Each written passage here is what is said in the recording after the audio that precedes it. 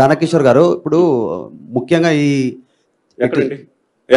చాదర్ఘట్, ఈ మూసి రివర్, ఈ ఇక్కడ కొంచెం ఆందోళన ఎట్లా ఉందంటే, కట్టుకున్న వాళ్ళు 20-25 ఏళ్ళు 30 ఏళ్ళ నుంచి అక్కడనే ఉన్నారు.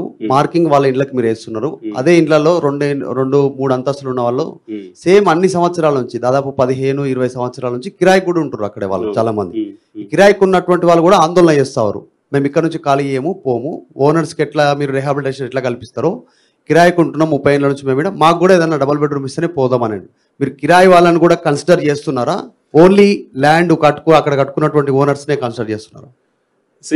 నిన్న వచ్చినప్పుడు ఎన్జిఓ సంస్థ వాళ్ళు ఇది కూడా చెప్పారు మనకు, ఈ కిరాయి వాళ్ళకి సంబంధించి ఏం చేయాలని చెప్పేసి వాళ్ళ కూడా సర్వేలో వాళ్ళు తీసుకోవడం జరిగింది. ప్రస్తుతానికి అక్కడ ఓనర్లకు ఇస్తున్నాము. కిరాయి వాళ్ళకి సంబంధించి నేను ప్రభుత్వ పద్ధతిలో చర్చించాను. దాని మీద తప్పనిసరిగా తీసుకొని డబుల్ బెడ్రూమ్ ఒక ఇల్లే కదా, ప్రభుత్వానికి ఇందిరమ్మ ఇండ్లు ఉన్నాయి.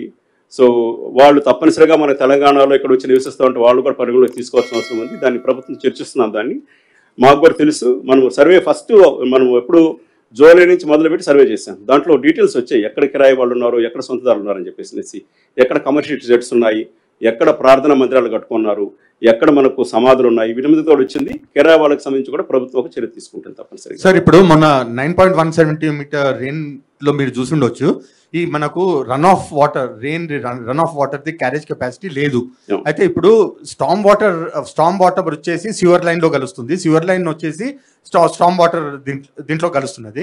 ఇప్పుడు ఈ రెండు సెపరేట్ చేసి, ఇప్పుడు దాదాపు మొన్న నాకు నీ డీప్ వాటర్ నేను ఎక్స్పీరియన్స్ చేసినాను సార్. అయితే ఇది మెయిన్లీ ఇప్పుడు అల్టిమేట్ గా ఈ వాటర్ అంతా మూసికే పోవాలి కదా. అయితే ఇప్పుడు ఈ రెండింటిని సెపరేట్ చేసేది ఏమైనా ప్లాన్ ఉందా? ఓకే, నేను 2 సంవత్సరాలు పనిచేస్తాను కాబట్టి జిహెచ్ఎంసీలో వాటర్ నాకు చాలా డేటా ఉంది. పైన ఆల్మోస్ట్ ఒక 174 ప్లేసెస్లో స్టామ్ వాటరు సీవరేజ్ కలుస్తుంది. మనకు స్టడీ చేస్తున్నాం. ఐ థింక్ 34 ప్లేసులు సార్ట్అవుట్ చేసాం. కొన్ని దగ్గర ఎట్లా ఉందంటే, అది మనము చిన్న వీధులుండి 2 సపరేట్ చేయలేని ప్రదేశంలో ఇంకొక మన స్టామ్ వాటర్ కట్టాలన్నా కట్టలేము సపరేట్గా, లేకపోతే సీవరేజ్ చేయలేము. దానికి సంబంధించి వీటికి సంబంధించి మనం SNDP ప్రోగ్రామ్ తీసుకోవడం జరిగింది ఫస్ట్ ఫేజ్. ఈ సెకండ్ ఫేజ్లో కూడాను 580 కోట్లు ఒకటి ప్రోగ్రామ్ HCT అనే ప్రోగ్రామ్ కింద మొదలుపెట్టాం. మనం ఏం చేయాలంటే storm water drain network develop చేసి స్టామ్ వాటర్ని డైవర్ట్ చేసుకోవాల్సిన అవసరం ఉంది. అట్లాగే సేవరేజ్ వర్క్ సంబంధించి కూడాను ఒక 7,000 కోట్ల రూపాయల ప్రాజెక్ట్ DPR చేసుకున్నాము. ఇటీవల ADB ఏషియన్ డెవలప్మెంట్ బ్యాంక్ వాళ్ళు వచ్చారనమాట. వాళ్ళకి ప్రపోజ్ చేయడం జరిగింది, ఆ సీవరేజ్ నెట్వర్క్ మాకు కావాలని చెప్పేసి. నగరంలో ఇప్పుడు ఉదాహరణకి పాత నగరంలో చూస్తే, ఓల్డ్ సిటీలో చూస్తే ఒక 700-650 కోట్లతో కార్వాను, చాంద్రాయణ కొట్టి ఏరియాలో సేవరేజ్ నెట్వర్క్ డెవలప్ చేస్తున్నాం.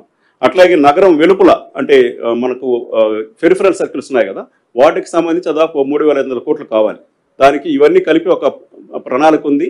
ఈ షా కన్సల్టెన్సీ డీటెయిల్ రిపోర్ట్ ఇచ్చున్నారు. దాని మీద ప్రభుత్వానికి తెలియజేస్తున్నాము. ముందు STPలు కడుతున్నాము. STPలు కట్టిన తర్వాత ఈ లైన్స్ డెవలప్ చేసిన టైం పడుతుంది. డెవలపింగ్ సీవరేజ్ నెట్వర్క్ ఇది ఎవరి చిన్న విధులు చేయాలి, చాలా టైం పట్టేస్తుంది. దానికి తప్పనిసరిగా దాని ప్రభుత్వం దృష్టిలో ఉంది. అది తీసుకొస్తే కానీ మనం సాల్వ్ చేయలేము. మూసీకి DPR మొత్తం ఫైనల్ అయిపోయిందా ఏంటి? What is the status sir?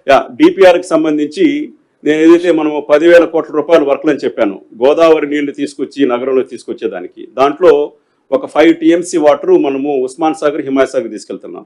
దాంట్లో 2.5 TMC వాటర్ ట్రీట్ చేసి నగరానికి ఇవ్వడం జరుగుతుంది తాగేదానికి. ఇంకొక 2.5 TMC వాటర్ నదిలో ఉపయోగిస్తాం. ఒక 10 TMC వాటర్ గన్పూర్ రివర్ దగ్గర నుంచి ట్రీట్ చేసి నగరానికి వెస్ట్ సైడ్ అంతా ఉపయోగించకపోతున్నాం. దాని DPR అయిపోయింది, టెండర్ అయిపోయింది. అట్లాగే STPలకు సంబంధించి కూడా DPR అయిపోయింది, టెండర్ జరుగుతూ ఉంది. ఇకపోతే రివర్ ఫ్రంట్కి సంబంధించి ఈ వారంలో ఏజెన్సీ ఫైనల్ అవుతుంది. ఆ ఇంటర్నేషనల్ ఏజెన్సీ వచ్చిన తర్వాత 1 ఇయర్లో 3 దఫాలుగా మనకు రకరకాల ప్లాన్లు ఇస్తారు. ఫస్ట్ అసలు నగరానికి ఈ నగరం ఏ ఎత్తులో ఉంది, ఈ మూసీ ఏ ఎత్తులో ఉంది, లోతు ఎంత ఉంది, దానికి సంబంధించి ఒక అవుట్లైన్ ఇస్తారు బేసికల్గా. దాన్ని బేస్ చేసుకొని కొన్ని బ్రిడ్జ్లు వాటిపైన మొదలు పెడతాం. కొన్ని ప్లేసెస్లో అక్కడెక్కడ మనము రివర్ ఫ్రంట్ తయారు చేయడం జరుగుతుంది. ఉదాహరణకి డిఫెన్స్ ల్యాండ్స్ కొంత అడుగుతున్నాం. ఇటీవల డిఫెన్స్ జాయింట్ సెక్రటరీ, నేను మొన్నే వెళ్ళి లాస్ట్ వీక్లో డిఫెన్స్ సెక్రటరీ గారిని కలిసి వచ్చాను. వారి సిబ్బందిని పంపించారు, సీనియర్ సిబ్బందిని. వాళ్ళతో కూర్చొని కంటైన్మెంట్లో పట్టి కూర్చొని వాళ్ళు కొంచెం ల్యాండ్ అడుగుతున్నాం మనం. So that defence corridor land తీసుకొని ఇప్పుడు ఏంటంటే ఒక రివర్ తీసుకుంటే కంటిన్యూస్గా మనకు ఒక స్ట్రెచ్ నడిచేదానికి వచ్చింది అనుకోండి, బాగుంటుంది. అది ఉదాహరణకు అంబర్పేటలో 21 ఎకరాలు ఇచ్చేదానికి ప్రైవేట్ ఆసం ముందుకు వచ్చాడు. ఎందుకంటే ల్యాండ్ లాక్ అయిపోయింది. దానికి ప్రైవేట్ వాల్యూస్ కానీ అన్లాక్ చేసుకోగలిగితే వాళ్ళు ల్యాండ్స్ ఎవరిది అవుతాయి. చాలా మంది ప్రైవేట్ వ్యక్తులు కూడా వస్తున్నారు. ఇదంతా తీసుకున్న తర్వాత ఈ DPR మనకు సిద్ధమవుతుంది. ఒక 4 monthsకి ఒక ప్రిలిమినరీ DPR వస్తుంది. ఒక 6 monthsకి ఇంకొంచెం యాడ్ చేస్తారు. సో వాళ్ళు ఇచ్చిన దాన్ని బట్టి మనము వర్క్స్ చేసుకుని టెండర్ చేసుకుంటూ పోవాల్సి వస్తుంది. మూసీని ఆనుకొని దాదాపుగా వేలాది మంది చిన్న చిన్న కుటీర పరిశ్రమలు పెట్టుకొని నివసిస్తూ ఉన్నారు. వారికి సంబంధించినటువంటి విషయంలో ఇప్పటి వరకు ఎక్కడ కూడా ఏం చేస్తారు, ప్రభుత్వం నుంచి ఎలాంటి సహకారం అందుతున్నటువంటి విషయం ఇప్పటి వరకు ఎక్కడా లేదు. ఈరోజు మూసరాంబాగ్ వద్దకి మేము గ్రౌండ్ రిపోర్ట్కి వెళ్ళినప్పుడు వాళ్ళందరూ దాదాపుగా ఒక 1000 నుంచి 1500 మంది అక్కడ ఉపాధి పొందుతున్నటువంటి వాళ్ళను పలకరించాం. దాంతోపాటుగా మూసరాంబాగ్ మూసిని ఆనుకున్నటువంటి ఒక 50 నుంచి 60 షెడ్లలోకి వెళ్ళి మేము అడిగితే వాళ్ళు ఏమంటున్నారంటే 30-35 ఏళ్ళ నుంచి ఉంటున్నాము, మా అందరికీ పట్టాలు ఉన్నాయి, మేము ఇక్కడ భూమి కొనుక్కొని ఉన్నాము, ఇప్పుడు ఏకాఏకిన మమ్మల్ని పొమ్మంటున్నారు, 500 గజాలు 1000 గజాలలో మాకు ఉన్నటువంటి షెడ్లను వాళ్ళు ఇస్తారా అనేటువంటి మాట కూడా చెప్తా ఉన్నారు. దాంతో పాటుగా ఉమ్మడి కుటుంబాలు ఉన్నటువంటి వాళ్ళు చాలా మంది కనబడతా ఉన్నారు మేము వెళ్ళినటువంటి ప్లేసెస్లలో. మీరు ఒకటే డబుల్ బెడ్రూమ్ ఇస్తే ఉమ్మడి కుటుంబంలో కూడా రచ్చ జరిగేటువంటి అవకాశాలు ఉన్నాయి అన్నటువంటి మాటలు కూడా వినబడతా ఉన్నాయి. దానికి ఏమైనా సొల్యూషన్ చూసారా? మీరు 3 ప్రశ్నలు అడిగారు. ఒకటి, అక్కడ ఉన్నటువంటి నివసిస్తున్న వారి జీవనోపాధులు ఏంటి, రెండోది పట్టాలు ఉన్నాయి ఏం చేయాలి, మూడోది ఉమ్మడి కుటుంబాలు.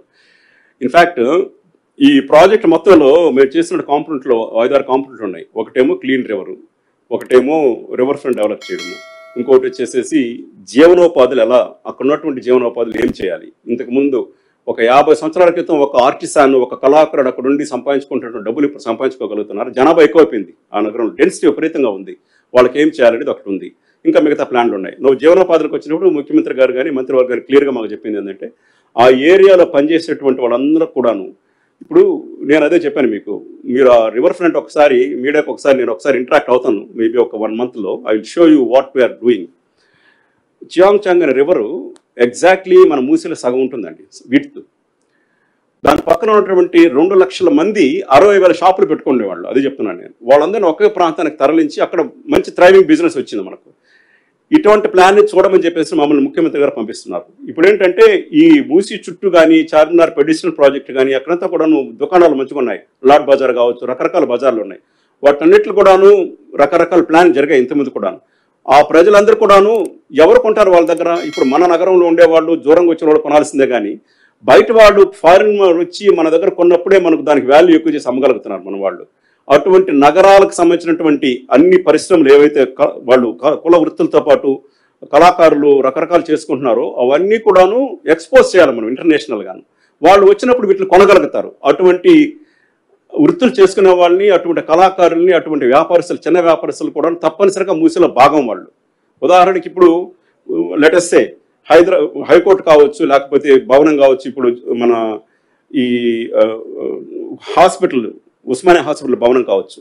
Can we make the good hawkers zones there so that వీళ్ళందరూ కూడా అక్కడ ఇప్పుడు ఏమవుతుంది, చార్మినార్ చుట్టే కూడుకొని పోవాలి, ఆ లాట్ బాజార్ చుట్టూ ఇరుక్కొని ఉండాలి, ఆ లోపలికి పోయాలంటే ఈజీగా పోగలగాలి. ఉదాహరణకి మీరు కింగ్స్ బజార్ అనేసి ఒకటి ఉంటుంది మనకు ఇస్తాన్బుల్లో. Such a beautiful bazaar. నువ్వు ఏమి కొనకపోయినా లోపలికి పోయేంత బాగుంది. ఓల్డెస్ట్ సిటీ అది. అటువంటివి మనము మన సిటీలో చేయాల్సిన అవసరం ఉంది. Hawkers zones part and parcel of Musi. వీళ్ళందరినీ కూడా అక్కడ తీసుకొచ్చి ఉంచాలనేది ప్రభుత్వం ఉద్దేశం. వాళ్ళ జీవనోపాధులు మెరుగుపరచాలనేది is one of the major planks of Musi river front.